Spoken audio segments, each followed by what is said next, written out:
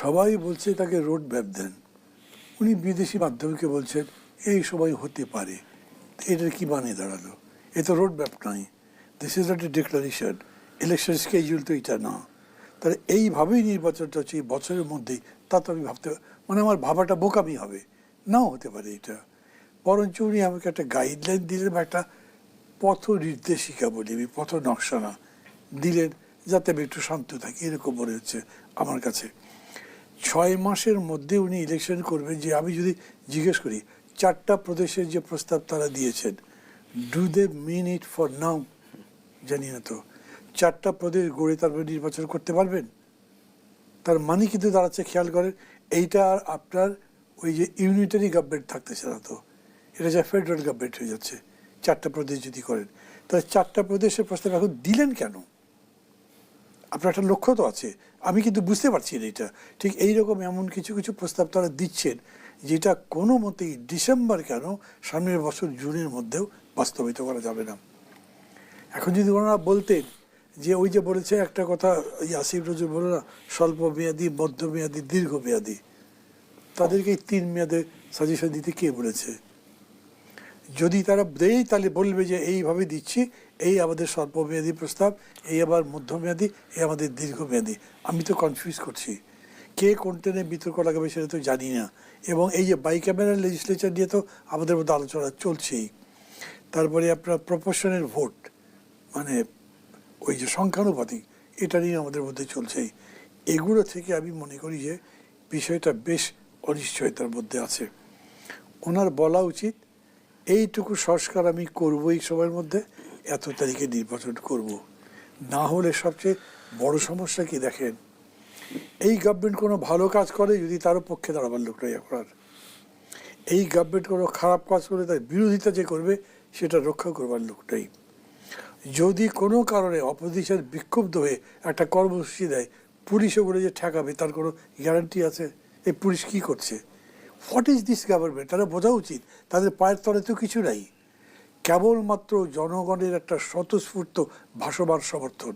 সেটাও ভাসছে মানে এখন টলটলে, আবার পদ্মপুকুরের পদ্মপাতায় পানির মতো। কেন?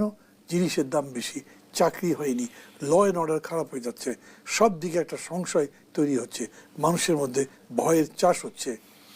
তো সেই অবস্থায় একটা নির্বাচন নিয়ে খুব আশাবাদী আমি হতে পারছি না। তবে হ্যাঁ, ডেফিনেটলি মনে করি যত তাড়াতাড়ি এখন ইলেকশন হয় তাই ভালো, এবং সরকার যদি নির্বাচনের জন্য পদক্ষেপ নেয় তাকে সর্বাত্মক রকম সহযোগিতা করতে আমি যে জোটে আছি সেই জোট, এবং আমি মনে করি যে আমরা যে যুগপৎ আন্দোলন করেছি যতগুলো দল শুদ্ধ তারা, এবং যদিও সিপিবি আমাদের সাথে আন্দোলনে কোনো কোনো ফরম্যাটে একসাথে ছিল না, কিন্তু তারা আন্দোলন করেছেন এবং তারাও এই বক্তব্যের সাথে একমত হবেন।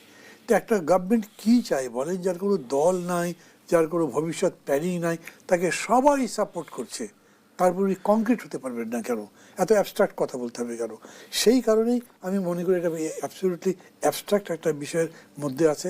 যেমন ডিসেম্বরে যদি নির্বাচনের কথা যেহেতু বললেন, সেই প্রস্তুতিকে আমরা সরকারের মধ্যে দেখি কিনা বা দেখছি? এই ডিলিমিটেশন করতে কতদিন লাগবে, ভোটার লিস্ট হালনাগাদ করতে কতদিন লাগবে, কোনো ক্যাটেগরিক্যাল কথা তো তারা বলেন নাই। এই দুটো কাজের সাথে সাথে সংস্কারগুলো কমপ্লিট করে ডিসেম্বরে করতে পারবেন?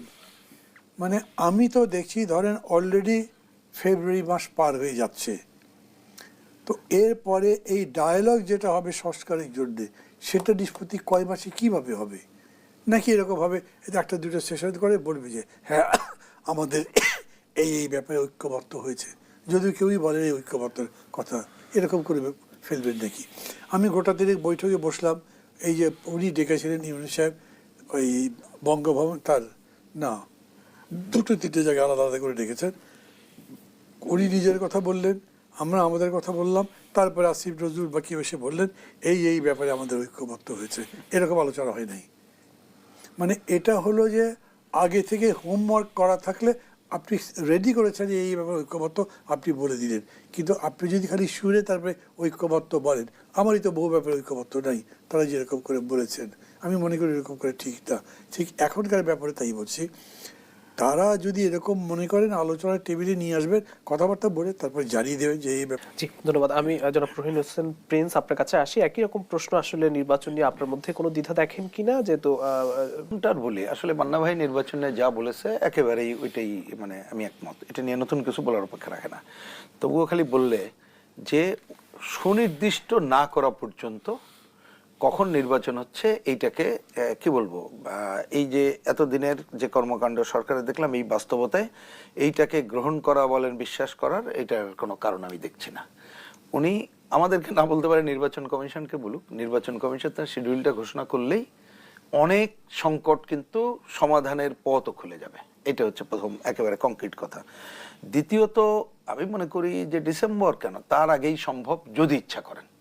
এই যে যতটুকু সংস্কারের কথা আমরা বলছি, সুষ্ঠু গ্রহণযোগ্য নির্বাচনের যা করা দরকার, এটা যাবে না তা মনে করি না। কারণ যে অভূতপূর্ব সমর্থন এই সরকারের এখনো আছে এবং সবাই কিন্তু নির্বাচনের প্রশ্নে উনি বললেই যা যা সহায়তা চাই সবাই সহায়তা করবে। আর ওই ব্যাপারে তো ঐক্যমত আছেই যে আমরা সুষ্ঠু গ্রহণযোগ্য নির্বাচনের জন্য যা যা সংস্কার করা দরকার ঐক্যমতের ভিত্তিতে করব।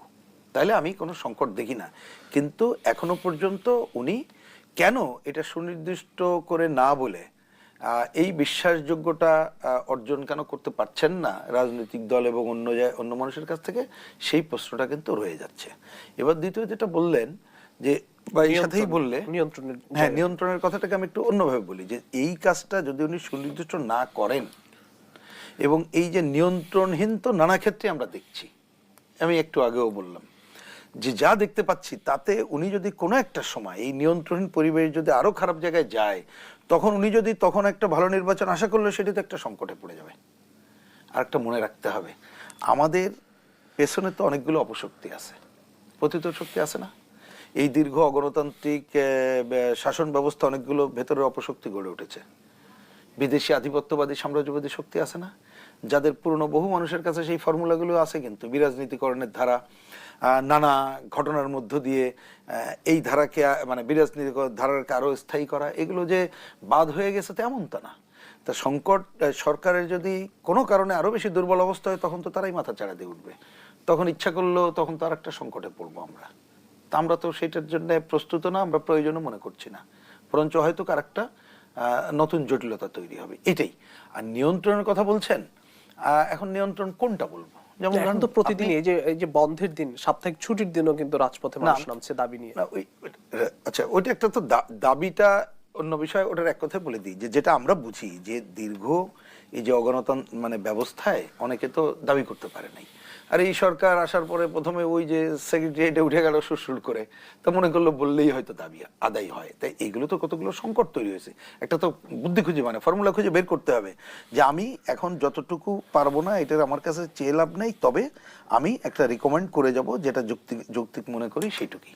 একটা এই সংকট যদি চলতে থাকে, যতটুকু যা আছে আরো সংকটে পড়বে কিনা আমি তো সেই সন্দেহটা করতেছি, যেটা আলটিমেটলি এই যে গণ অভ্যুত্থানের যে লক্ষ্যকে সেটাকে প্রশ্নবিদ্ধ করবে। এবং শুধু তাই না, ওই যে বললাম যে নানা ধরনের নতুন নতুন সংকট তৈরি করবে। তাতে করে যে কথা দিয়ে আমি হয়তো শুরু করেছিলাম, যে মানুষ এই যে একটা বাঁধ ভেঙে প্রথমে ভাবছিল যে কিছুই হবে না, আন্দোলন সংগ্রাম করে, তারপরে সে যে আশাবাদী হলো, নিজের জীবন দিয়ে আরেকটা নতুন হতাশার মধ্যে আসবে, এবং হতাশা হলে তখন নানা ধরনের ঘটনা ঘটবে। কিন্তু আমি কথাটা তুললাম এই কারণে, আমি আশা করি এটা যাতে এটা হবে না, আমি আশা করি এটা করতে দেবে না এই সরকার। তার জন্য দেরি না করে সে রাজনৈতিক দল এবং আন্দোলনকারী আরো যে শক্তি বর্গ আছে তাদেরকে আস্থায় নিয়ে দ্রুত সংলাপ করে কাজ করুক। আর ওইটা আমি খালি রিপিট করতে চাই, মান্না ভাই এটা খুবই ঠিকই বলেছেন,